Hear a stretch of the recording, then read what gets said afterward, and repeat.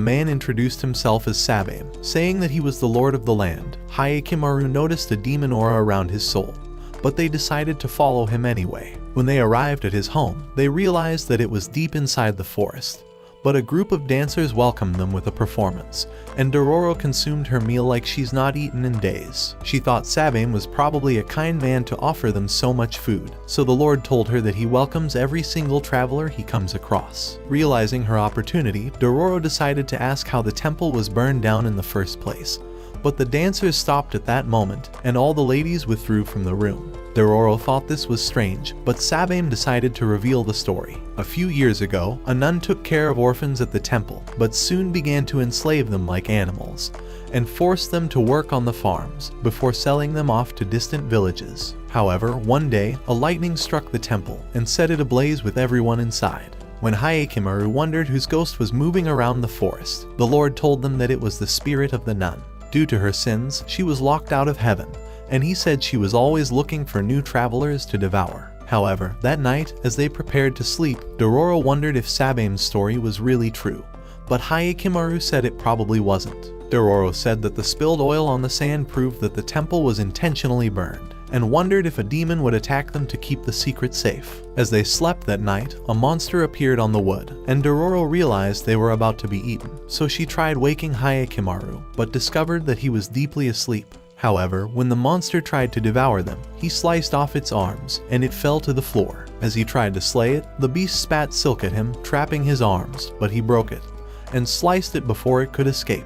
Desperate to survive, the monster spat another silk, but he went through it, and stabbed it deep in the belly. However, just as they thought it was dead, it began screaming, and the doors were blown open. Right then, a new monster descended before them, and Hyakkimaru realized that it was a demon.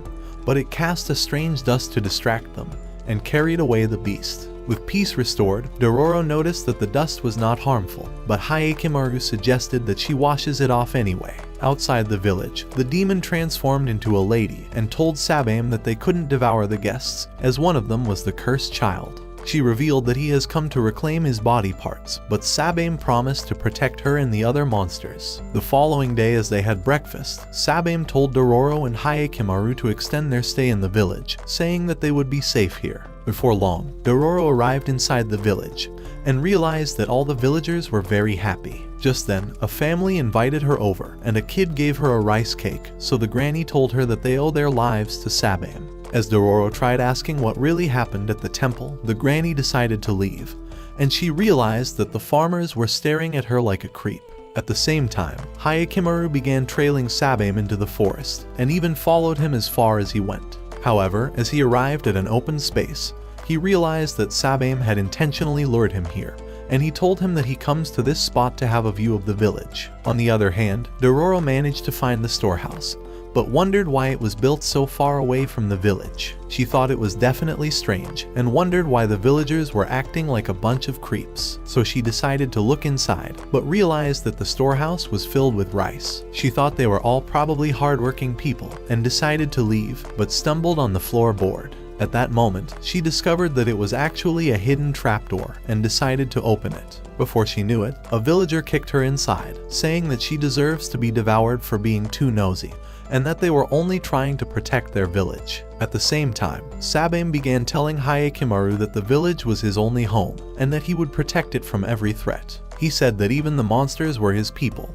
and that he would protect them until his last breath, so he decided to tell him the story of his village. 16 years ago, his village was raided by samurai who escaped from the war, and turned the place into a wasteland. It was at that time that a powerful demon appeared before him, and offered to protect them in exchange for continued dinner. So as he accepted their offer, they began devouring the samurai, and eventually brought peace into the village. He wondered what Hyakkimaru's true purpose was, and decided to ask him why he was bent on killing the demons. So Hyakkimaru told him that he wants to reclaim every single one of his body parts. Inside the underground, Dororo tried screaming for help, but realized that she was basically hopeless of ever being found. As she wondered how she could tell Hyakkimaru that she was trapped, several monsters appeared in the darkness, and she began running away for her life. Just then, a silk caught her ankle and tripped her on the sand. She tried pulling herself up, but noticed the bones before her, and the big ghost appeared before her eyes, stopping the monsters immediately. As Dororo wondered where it came from, the ghost tried telling the monsters to withdraw. However, when they tried devouring her anyway, baby ghosts burst outside and managed to send the monsters away. As one little ghost returned, she revealed the true story to Dororo, and she realized that Sabame actually slayed the nun before feeding the kids to the monsters. This realization made her sad, and she wondered why the villagers could be so terrible, but the baby ghosts offered to lead her outside. Inside the forest, as the beast awakened, Sabame revealed that Hyakkimaru would be its lunch, and it appeared before his eyes. As the demons cast weird dust, Hyakkimaru decided to hold his breath. At that moment, he realized that Sabame was just like Dago and would sacrifice anyone for his own good, so he slashed at the monsters, knocking one to the ground and splitting another's wing. As Sabame tried checking the beast, Hyakkimaru kicked him away, sending him tumbling down the hill before stabbing the demon. However, it managed to fly away and even pierced him with a claw, but he managed to free himself and crashed into the forests. With the beast growing angry, it crashed into a tower, setting it ablaze, and shortly, even the entire village was on fire. That evening, as Dororo found Hyakkimaru in the forest, he decided to reveal the entire truth to him, and they soon realized that the village was burning. At the same time, the villagers watched their storehouse burn, and they realized that all of their food was gone with the flames. As they wondered how they would survive, they began fighting over the leftover rice, and Sabame realized that everything they've worked for was already destroyed. With his job done, Hyakkimaru tried leaving, but his prosthetic leg limb shattered instantly. However, that night, he decided to hunt down the last of the demons. As he arrived at the center of the lake, the monster emerged from the water and carried him away, but he blasted a flame at its wings, burning it in an instant before falling into the water. Just as he returned to shore, another statue broke, and little pieces of wood fell out of his back, allowing a real spinal cord to grow in its place. At dawn, as they began leaving the village, Dororo noticed the destruction and realized that the villagers were all sad, so she began to wonder if they were truly doing the right thing. But Hyakkimaru couldn't care less about them. As she remembered Muni's words, she wondered if killing all the demons would change anything in the world, but Hyakkimaru could only think of slaying the next one. However, as he tried to check for Dororo, he realized that she was no longer by his side. Meanwhile, Dororo decided to take a different path, realizing that Hyakkimaru would continue ignoring her forever. Just then, a group of mercenaries arrived, and she discovered that their leader was Itachi, the uncle that lured her village into their death. He told her that he's been looking for her and demanded for the other half of her father's map. As she wondered how he managed to discover it in the first place, he told her that he was spying on her father when he was alive, and commanded his men to glance at her back. However, before they got close, she decided to reveal it, and they realized that there was no drawings on her. Even so, Itachi wasn't buying this, and said that she has probably memorized it or something, so he ordered his men to capture her. Before long, they started riding away, and Dororo was tied to the horse. As they rode through the forest all day, Dororo wondered where they were heading to, so Itachi told her that he was going in search for her father's treasure, and revealed that he noticed him sneaking through the camp a few years ago. At the time, he suspected that he was probably hiding half of their loot for himself, and even tried spying on him. But he never discovered anything, and eventually gave up. However, he was now desperate for money, and decided to look for the treasure once again. After all, he had nothing more to lose. Luckily, he came across her mother's burial site, and managed to discover the map after digging her up. Hearing these words, Dororo grew angry, and tried charging at him, but she fell after being restrained by the rope. The following day, they continued riding up the mountain, and soon arrived on a cliff. As Itachi noticed the island before them, he thought it was definitely the X spot, and decided to cut Dororo loose. He told her that he would give her half of the treasure if she helped him find it, but she knew that his worthless face was worse than his lies. Realizing they needed a boat to cross the sea, they decided to visit the nearby village. However, they discovered it was a total wreck, and thought it must have been attacked by bandits. Before long, they arrived on the shore, but realized that the boats have been wrecked. Just then, an ugly weirdo appeared before them, offering to give them a ride on his boat. However, Itachi thought he was far too creepy, and wondered why the village was empty. The weirdo, Asura, told them that all the villagers have been slain by bandits, and Dororo thought he was probably lying, and tried telling Itachi to find a new solution, but he told her that this was their only choice. Just as they got on the boats, two sharks began pulling them towards the island, and the men were afraid for their lives. Asura told them that the sharks are his family, but Itachi thought he was definitely out of his mind. As Dororo wondered how he lost his arm, he revealed that he fed it to the sharks when they were hungry, and eventually fed them with every single villager. At that moment, Itachi realized that they were being pulled to an opposite island, and threatened to slay him on the spot. Just then, Asura summoned the sharks and commanded them to devour the mercenaries. Before they knew it, one of the sharks pulled down a boat, and they began devouring the men like a large chunk of meat. As Itachi tried to end him, a shark scratched his arm, allowing the weirdo to leave unscathed. He told the sharks to leave the rest of the men for their dinner and began moving towards the shore. A few hours later, as one of the men tried paddling away, a shark emerged and devoured the wood, making the men realize they were entirely hopeless. However, Dororo would not give up and began telling them to wake the f*** up, because no one would remember their worthless lives if they died here. When the men began to wonder how they would escape, Dororo offered to lure the shark to the surface, so that they would kill it immediately. Before they knew it, she jumped into the water and swam deep inside. As she narrowly dodged the shark, she yanked the rope, so they began pulling her towards the surface. As the shark tried devouring her, she caught its face, successfully luring it out of the water, and the men stabbed it at the same time, killing the shark immediately. Realizing Asura would soon return, Itachi commanded his men to sail towards the island. So at dusk, as Asura arrived, he discovered that his shark has been slain and hurried to the island. Just then, the men appeared before him, having lured him into the trap, and soon beat him to a pulp. When it was morning, the men began marching to the top of the hill, continuing their search for the treasure, and Dororo realized it may all be over for her. At that moment, Asura regained consciousness and commanded his shark to devour all the men. Meanwhile, on a battlefield, Kyujai continued fitting prostheses on bodies, determined to fulfill the promise he made. As a thief stole one of the prosthetic eyes, a demon devoured him immediately and knocked Kyujai to the ground. Thinking he was dead, it jumped on an old man and ate him out at that moment, but Hyakkimaru slayed it out of nowhere. At the sight of him, Kyujai realized he was changed and thought his abilities were terrifying. As they sat in the cave, he began to wonder how Hyakkimaru managed to reclaim his body parts and even learn to speak. However, Hyakkimaru's only concern was getting a new prosthetic leg, and he told Kyujai to help him fix another one. Unwilling to do so, Kyujai tried serving him dinner, but Hyakkimaru told him that his only desire was to get a new leg.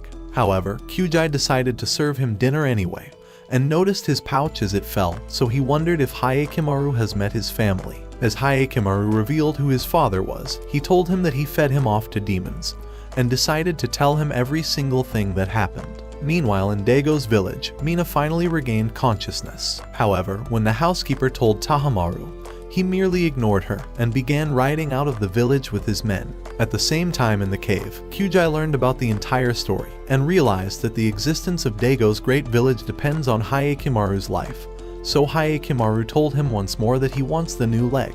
However, Kyujai told him that he wouldn't fit him into another, as he was afraid that he would continue killing the demons and eventually destroy Daigo's village. He said that with every demon he kills, he was losing more of his humanity, and thought he would eventually become a demon. He said that a new prosthetic leg would only speed up the process, and decided to ruin it, saying that he could not save him. At that moment, Hyakkimaru remembered that his mother had said the exact same words, and a landslide sealed the entrance of the cave. At Daigo's palace, Mina began telling him that Hyakkimaru managed to survive the demon sacrifice, because the goddess of mercy offered her head in exchange for his own. This was the only logical explanation, seeing as his head should have been devoured by the last demon. However, with the goddess of mercy now destroyed, Mina thought Daigo's contract with the demons was now broken, and told him that their village would soon be destroyed. Even so, Daigo thought she was overthinking it, and told her that the village would continue to be safe. However, as he arrived outside, his spy told him that Dororo was spotted on an island, and he thought that Hyakkimaru was definitely with her, so Daigo commanded that Tahamaru finds him immediately. Meanwhile, Tahamaru and his men arrived at an abandoned home, having learned that a demon was killing the villagers, and Tahamaru thought it was his duty to slay it. As he entered the house, they noticed a rat on the wood, and the monster rat flew at them, but Tahamaru cast it aside. They realized it was a demon, and Hyogo tried to squash it. but it nipped him and evaded Matsu's arrows before Hyakkimaru sliced its limb. In the cave, Hyakkimaru began digging a new way out, and as Kyujai noticed his determination to slay more demons, he wondered why Hyakkimaru was so eager to resume his hunt for them, so he told him that he must reclaim every part of his body. Just then, he punctured the wall and discovered he could see outside. Meanwhile, in the demon-infested house, Matsu decided to spy on the demon and realized that it has over 1,000 babies. Looking to end it, he aimed his arrow at the monsters, but the beast charged at him, so Hyakkimaru slashed another limb out of nowhere. As Hyogo tried to end it, the beast escaped, but Matsu pinned it to the floor. With the demon captured, Hyakkimaru suggested that they burn down the house, saying that it was the only way to obliterate the monsters for good, so they decided to do so. As Hyakkimaru began to leave, he told his men that he would protect his village, even from his own brother. In the meantime, Hyakkimaru eventually made his way outside and discovered a bunch of demons before him. Just then, one beast began charging at him, but he slayed the monster and destroyed the rest of them in a moment. At the sight of this, Kyujai thought he may have raised a monster and wondered why he rescued him in the first place. Before long, Hyakkimaru had slain all the demons and immediately stabbed the evil core, causing it to dispel, and all the monster seeds began to vanish. By the following day, as Hyakkimaru was ready to leave, he asked to know Kyujai's name, but he told him that he didn't deserve a name, as he thought his life was tainted with murder, so Hyakkimaru began to leave. At the same time at Daigo's village, Hyakkimaru prepared an army ready to hunt down Hyakkimaru. On the other hand, Hyakkimaru managed to acquire a boat and began sailing towards the island, hoping to find Dororo. On the island, Itachi and his men continued searching for the treasure, but the men soon began to wonder if they were even heading in the right direction. At the same time on the beach, the living shark began devouring the dead one and upgraded into a monster shark. When it was done, it began crawling towards Dororo, looking to make her its snack. However, as it tried to devour her, it bit into the tree and ripped it off as she managed to escape, before getting knocked aside. With the beast still hungry, it tried to eliminate her, but Hyakkimaru arrived and stopped it just in time. As he slashed the beast, Dororo wondered why he came, but they soon noticed that the shark was starting to stir awake, so Hyakkimaru told her that it was a demon. Immediately, he began charging at the monster and jumped over to the other side, but it managed to catch his wooden leg. Desperate to kill it, he stabbed its eye, and the monster tried shaking him off, but he continued stabbing it. As Asura tried running towards the shark, it smacked him away, so Hyakkimaru jumped high and stabbed it really deep, eventually killing it. With the monster dead, Hyakkimaru decided to rub heads with Dororo, and she thanked him for coming to her rescue. Right then, Hyakkimaru started groaning, and as the wood fell out, Dororo realized that a new leg had grown out of him. However, with time running out, Dororo suggested they find Itachi immediately, so they began heading towards the mountain. Meanwhile on the mountain, Itachi and the men arrived at a cave, and he thought that the treasure was definitely inside. Eager to find it, two of his men entered inside, thinking they were about to become millionaires. But as one stepped on a trap, the place exploded immediately. Even so, Itachi thought he had it all figured out, and tried saying that he would definitely find the treasure now. Just then, they noticed Daigo's ship sailing towards the island, and Hyakkimaru realized they were definitely coming for him. Before long, they arrived on the shore, and Matsu told Hyakkimaru that they found Hyakkimaru's boat on the other side of the island. This was all he needed to hear, so he commanded his army to eliminate Hyakkimaru and everything else in sight. After noticing their presence, Itachi wondered why they came in the first place, but when arrows were fired at his men, he realized that they came to annihilate them all. So he began running away for his life, realizing his chance at finding the treasure was probably gone forever. At the same time, Dororo and Hyakkimaru were running off to a safe spot. As two archers tried launching arrows at them, they knocked them out with rocks and continued running away. While Dororo began climbing up the mountain, she realized that Itachi and his men were already hiding here, and he told her that he still hasn't found her father's treasure. So Dororo began screaming at him to wake the f*** up, saying that their survival was more important than any money. But Itachi thought Hyakkimaru would find it and claim it as his own. As Hyakkimaru suggested they create a distraction, Itachi thought he has the perfect plan. So a few minutes later, one of his men pretended to be a wounded samurai and told the army that Itachi was preparing explosives. Right then, a rock exploded and the soldiers hurried to the site. Utilizing their distraction, Itachi suggested that they hurry to the shore. However, as they began to leave, one of the men was killed with an arrow, and they realized that Matsu was aiming at them from the shore.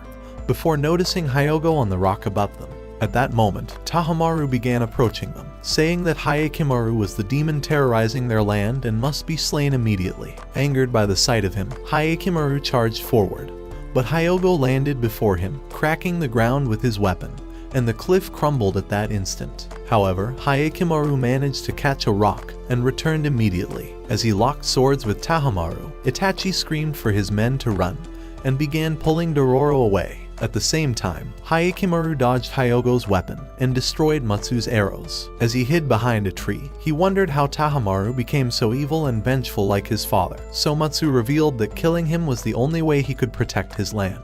As he fired an arrow that pierced his back, Hyakkimaru decided to utilize this advantage and attacked again, allowing Hyogo to break his sword. In the meantime, Itachi and his men tried sneaking around the mountain, but arrows pierced his men before they escaped. Before long, they discovered a line of statues, and Itachi revealed that this spot was marked on his map. As he started checking the statues, he realized that he could easily become a millionaire when he finds the treasure, but an arrow pierced his back at that instant. Afraid he would be captured, he flung his sword at the army, killing one of the samurai, but they launched more arrows at him. Luckily, Dororo hid behind one of the statues, but as it fell, it pushed off the rest of them, and they began sliding down the mountain, crushing the men immediately. At the battle, Hyakkimaru evaded Hyogo's weapon and climbed up on a tree, but as Matsu's arrow missed, he flew towards Hyakkimaru with his sword, but Hyogo knocked him back and pushed him towards the rock. As he screamed for Hyakkimaru to end him, Hyakkimaru kicked him away and backed him into the wall, saying that they are now his enemies, and they began clashing swords like sworn rivals. At the same time, Itachi realized he was about to enter Nirvana, but told Dororo that he hopes to see the treasure before his soul leaves his body. At that moment, they spotted Asura on a cliff, and he revealed that he came to isekai everyone. Right then, he threw down his torch, and an explosion erupted, destroying the mountain and sending rocks crashing on the soldiers. As Hyakkimaru escaped, Hyakkimaru commanded his men to retreat immediately, so when the dust cleared, Hyakkimaru decided to search for Dororo. Meanwhile, Dororo and Itachi woke up inside a cave, and they discovered that the treasure was right before their eyes. However, as Itachi tried reaching for the gold, his soul left his body at that moment. So Dororo decided to pay her last respects and told Hyakkimaru that she has no idea what to do with all this money. When it got dark that night, they began sailing away from the island. By the following week, Hyakkimaru realized that all the villages were beginning to starve and that epidemics were starting to spread again. Hyogo said that the demons were probably responsible and thought they were being punished for failing to kill Hyakkimaru. However, Hyakkimaru thought only the demons could reveal the truth and suggested they head for the Hall of Demons, where all of Dago's statues were kept. Meanwhile, on the far side of the world, Dororo realized that it was fall and wondered why this was the first time she's ever noticed. As they rested for a moment, a man appeared on the mountain, wondering if they came to search for demons. When Dororo wondered who he was, he told her that he came to look for the same demon. So as he began leading them away, he revealed that his name is Saburoda and said that he's been hunting the demon for over 6 months. He told them that it was a powerful beast and revealed his scar as proof because after it ate his mother out. He's been waiting to get his revenge ever since. However, Hyakkimaru didn't believe a single word he said and decided to lead Dororo away. Before long, they arrived on the top of a mountain, and Saburoda told them that the beast always shows up here. Just then, it appeared on a rock, and Dororo realized that this monster was not like any they have ever fought. However, as Hyakkimaru discovered that it was actually a demon, he charged at it immediately, and the demon charged back at him. As he dodged its fist, he leapt back, but soon realized that the serpent tail was about to devour Dororo. In an instant, he rescued her and blocked Saburoda's attack, making him retreat. Dororo thought he must have lost his mind and wondered why he was siding with the demon, so he revealed that he was its servant and said that he offers everyone as a snack to even the loss of his mother. Just then, the beast began charging at them, but Hyakkimaru jumped out of its way, causing it to smash into the rock. Before they knew it, the cliff broke and the rocks crumbled to the ground. A few minutes later, as Dororo regained consciousness, she realized that her arm was stuck in the rubble. As she tried to pull it out, they discovered that water was starting to spring out of the ground and realized that the place would be flooded in only a matter of time. Hoping to save her, Hyakkimaru tried to pull out her arm, but as he fell back, Dororo realized that his fake arms were far too useless. Even so, Hyakkimaru would not quit and tried pushing the boulder, but in only a short time, a pool formed around them and his cast began to break. Afraid he would not stop, Dororo tried telling him that she would escape on her own. But more water started gushing and nearly overwhelmed her. Desperate to save her, Hyakkimaru pushed even harder until his cast completely broke and Dororo began to drown. As his desperation increased, Hyakkimaru tried smashing the rock, but even this was futile. However, Muni appeared just in time and stabbed his sword into the boulder, cracking it and rescuing Dororo immediately. He revealed that he was just within the area and was happy to have made it here just in time. However, Hyakkimaru had no time for chit-chats and began to leave, abandoning his fake arms. As he arrived on the mountain, Saburoda wondered how he managed to survive, but Hyakkimaru told him that he was here to annihilate the demon. Immediately, the beast jumped on top of him, but he raised it with his swords and slashed it at once. As the monster retreated, Hyakkimaru began approaching it and slashed it again. Desperate to stop him, Saburoda flew with his sword, but he blocked his attack and cast him aside. Without hesitating, he jumped on top of the monster and sliced its face in half. At the sight of this, Saburoda wished he was as powerful as him and thought he could have saved his mother with a similar move. When Hyakkimaru tried to end it, Saburoda tackled him to the ground and told him that he wishes he could have been a better warrior. Right then, the demon devoured him and vanished before Hyakkimaru could slay it. Before his eyes, it unleashed its wings as a powerful aura surrounded it, and a weird face grew out of the demon. As it flew towards Hyakkimaru, he stood his ground, determined to slay it. A few minutes later, when Dororo arrived on the mountain, she discovered that the serpent tail had been cut off, and as she followed the trail of blood, she noticed that the demon's body parts were all over the place. Just then, she realized that Hyakkimaru had totally annihilated the beast, and even his sword was pierced into Saburoda. At his final moment, Saburoda realized that Hyakkimaru was not human after all, but he slashed his head off. However, no body part grew this time, so he began stabbing the monster, hoping to kill it again if it wasn't dead already. As Dororo tried to stop him, he began screaming for his body and continued stabbing the beast like it was a large chunk of meat. Meanwhile, Tahamaru and his men arrived inside the Hall of Demons, and before their eyes, another statue began to crack, leaving only one standing. Right then, Hyakkimaru began to leave. When Dororo asked him where he was headed, he told her that Daigo was the last demon, and that he needed to kill his father to finally become human. Watch this next video. Till next time, my fellow legendary plot masters.